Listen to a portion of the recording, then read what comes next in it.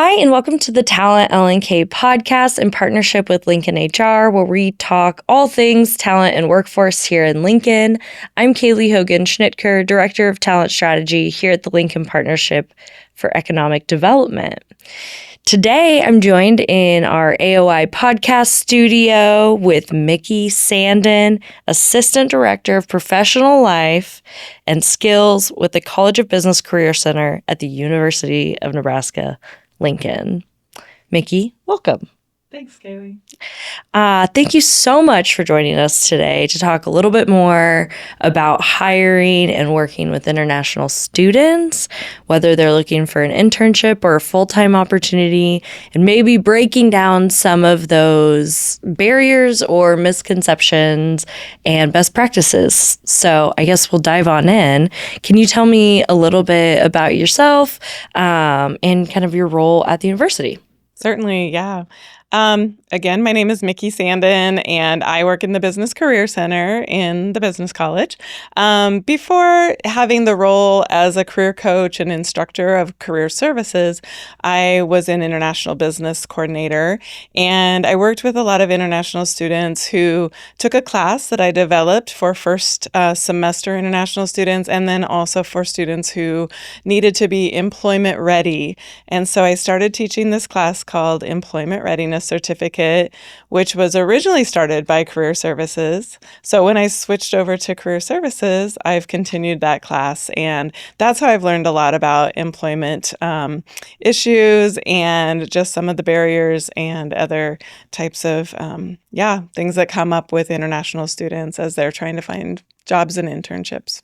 Yeah, absolutely. So you're getting to work with both students and the employers and kind of bridge that gap in a way in different kind of respects. I am. That's really cool.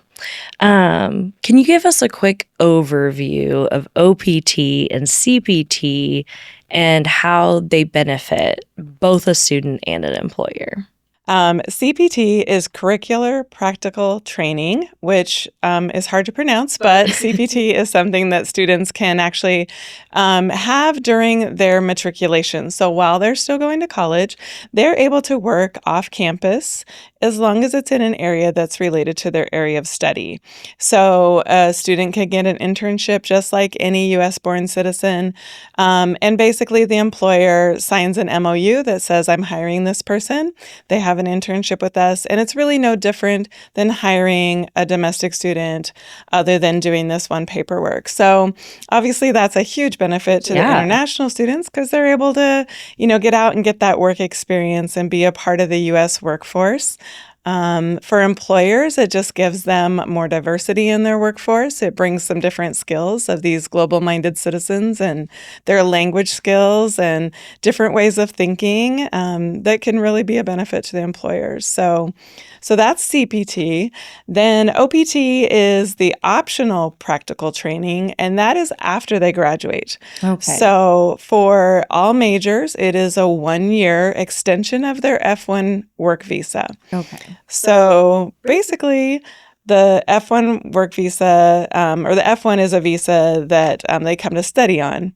Then they can work outside for a year to 3 years, depending on what their major was. So the 3 years are those STEM extension majors. Oh, okay. Yeah. Awesome. And again, that's not sponsorship. This is not any extra cost to an employer up to that point. Okay. So OPT and CPT, no cost to the employer so far. Correct. Okay. So there's a barrier. Check. Right. We don't have that. Right. What are some common misconceptions with hiring students? I think maybe financially sponsorships can kind of maybe scare people away. Can you talk a little bit about those? Sure. I think a couple of things really revolve around misinformation or just not taking the time to really understand U.S. work authorization and what it does cost or what the visa types are for people, international students to be in the workforce here. So cost is often put up as a barrier because you hear stories about, it costs, thousands and thousands of dollars. But it depends on the employer and how they choose to go ahead and work through that process. Visa, again, a student comes on an F1 usually, or a J1 if they're a graduate or doctoral student, and they can work during those visa periods without a cost other than the wages that the employer is offering them. So it's not until they're done with their OPT period that an employer could choose to sponsor them at that time and pay the money that it would cost to actually file the paperwork with the U.S. government to give them a different type of visa that authorizes them to stay in the U.S. and work.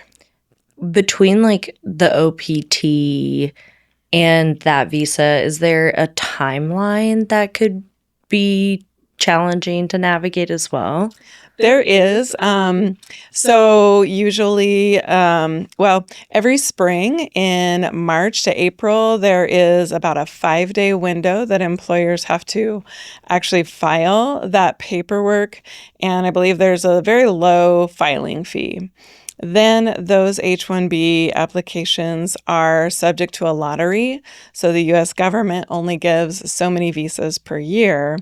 And if they do get a visa through the lottery, that's when the employer goes ahead and finishes the rest of it and the rest of the cost. So right now, I believe there's about 1 in 4 employees that are getting that H-1B visa.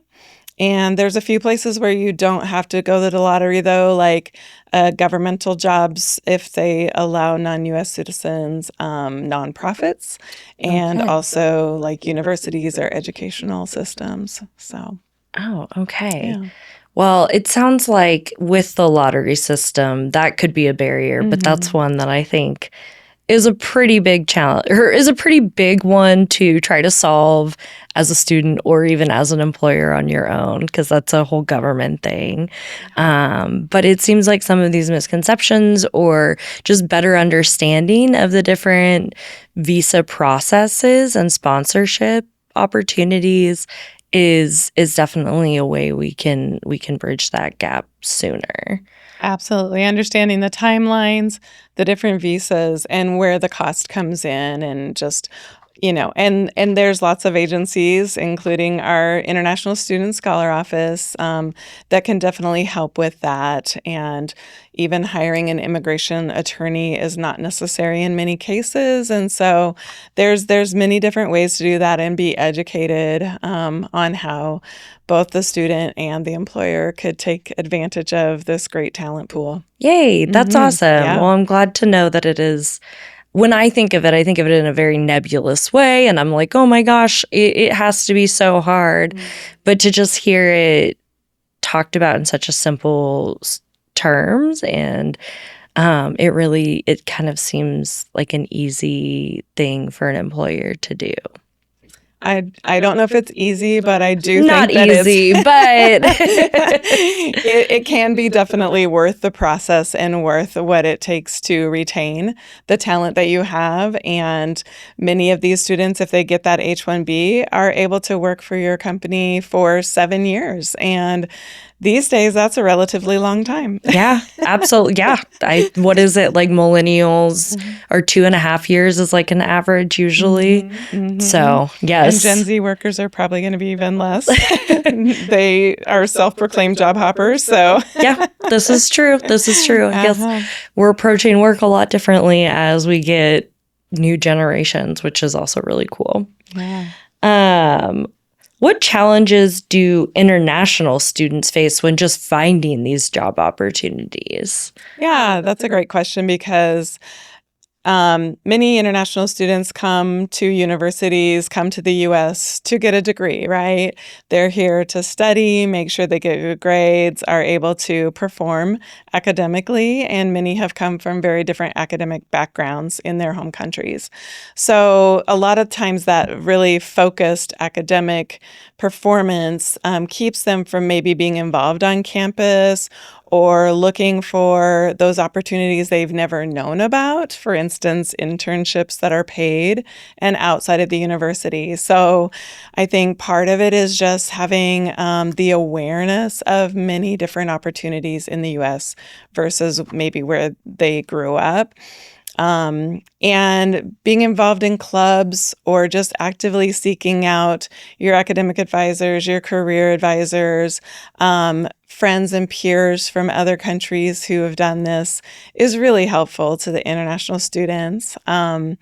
I think too, taking like the class that I teach on employment readiness is just going to really be helpful because we are able to take, many of those topics and do them together. All the students in the class are kind of in the same boat, trying to figure out how do you answer those visa questions in an interview?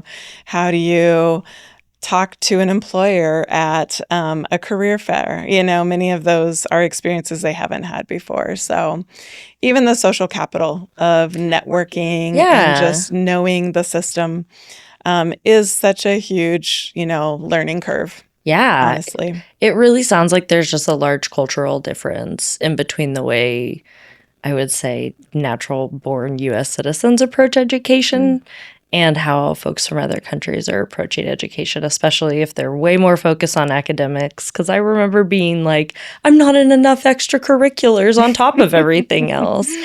Or I don't have an internship and I'm a sophomore. And that was always, so I can imagine that coming here is, it's a totally different world. And, in the U.S., we are very direct. We're very upfront.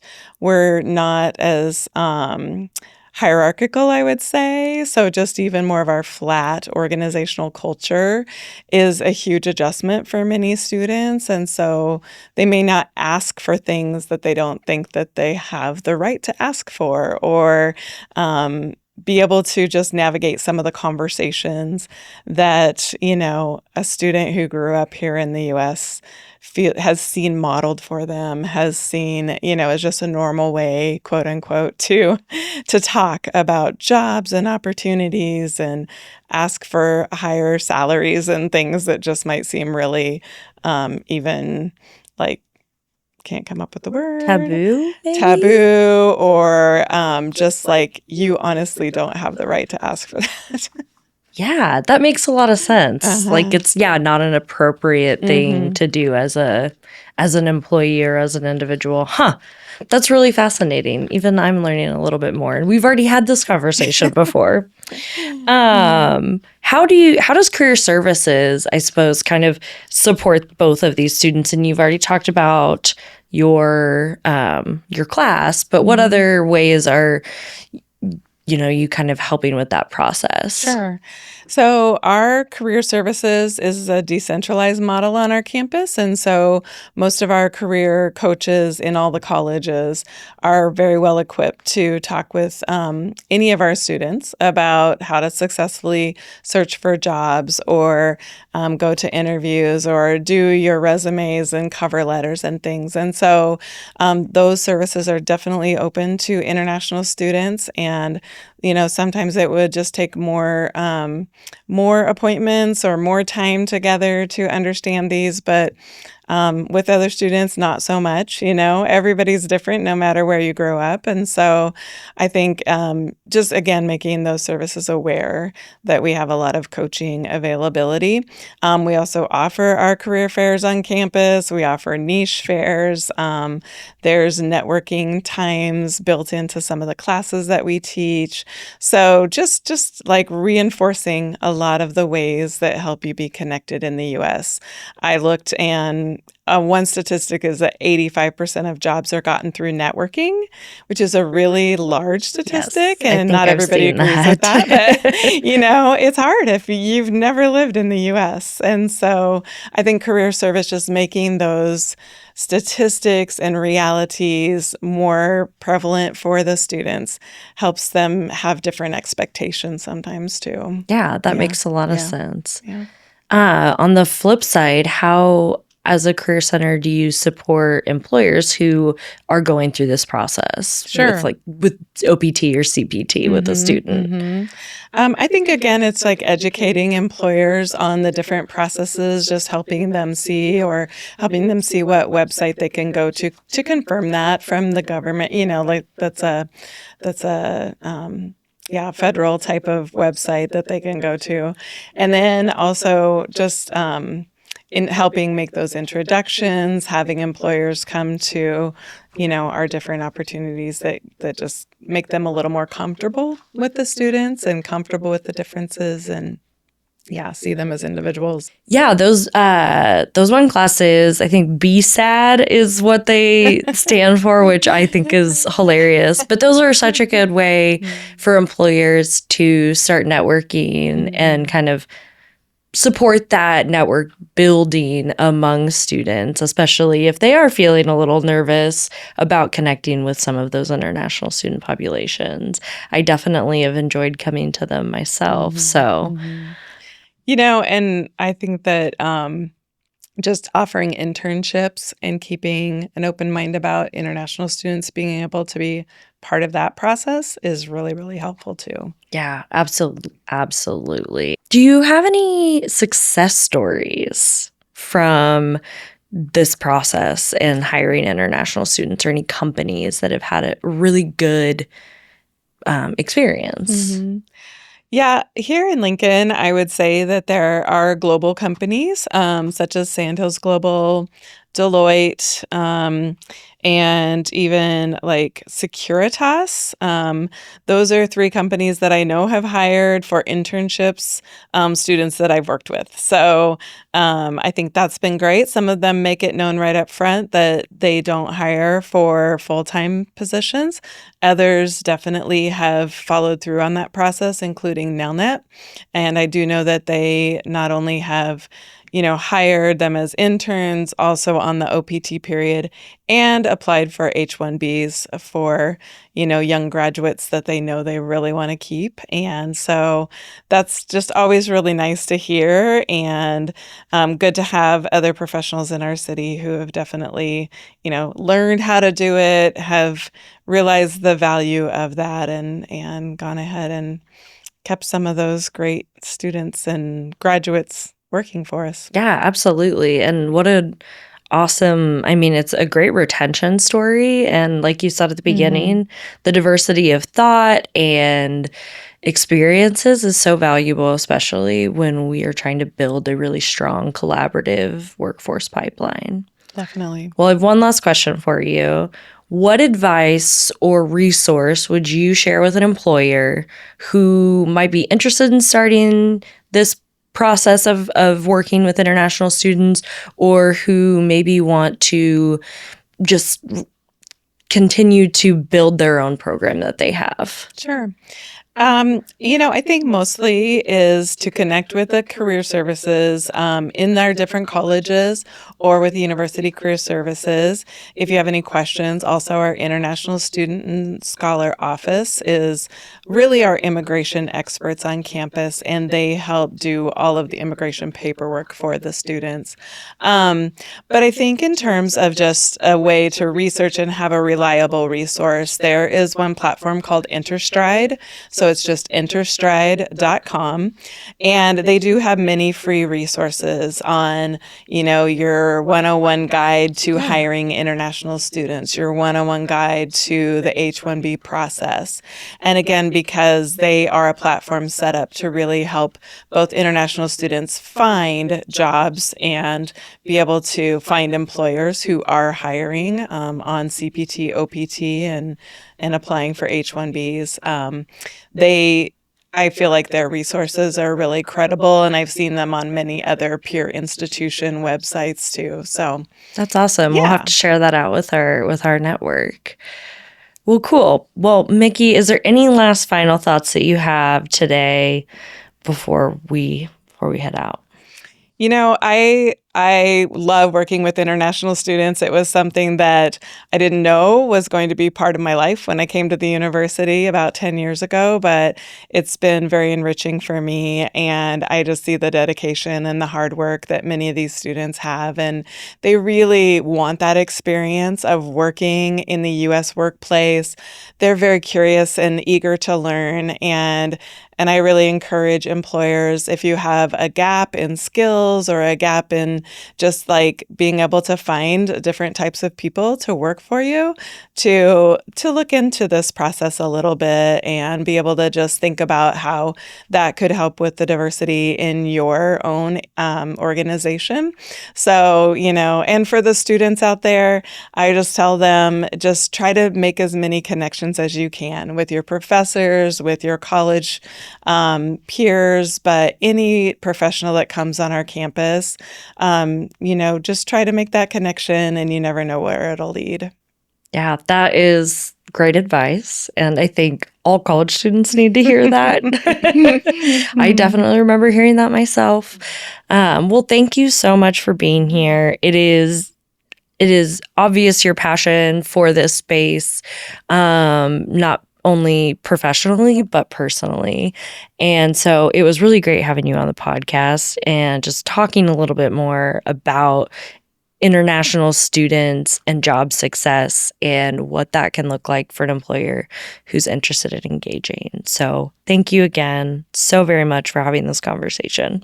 Thank you, Kaylie.